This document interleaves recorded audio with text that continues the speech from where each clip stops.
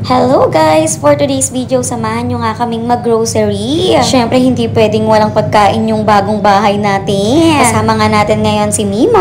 Nakakatuwa lang dahil sobrang lapit lang namin sa grocery. Siguro mga 5 minutes lang andun na tayo. Kahit nga maulan that time, umalis talaga kami dahil kailangan talaga naming mag-grocery. At nandito na tayo sa Pure Gold Damadigato. Laking tulong din talaga na itong e-bike ni Mama. Hindi nabasa ang baby natin. Kaya naman it's time na para mag-grocery. Ayan, tuwan-tuwa si Mimo.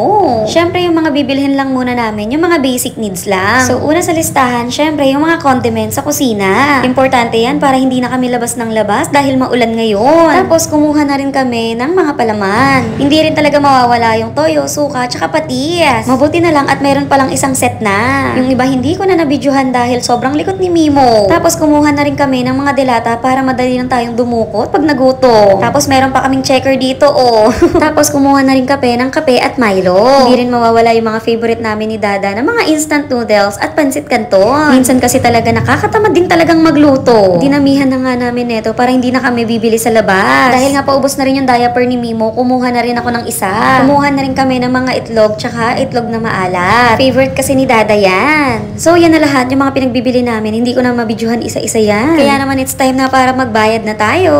So sa lahat ng mga pinagbibili namin, umabot yung bill namin ng 4,511. Habang busy kami, busy rin ang baby, oh. Ewan ko kung saan niya nakuha yan.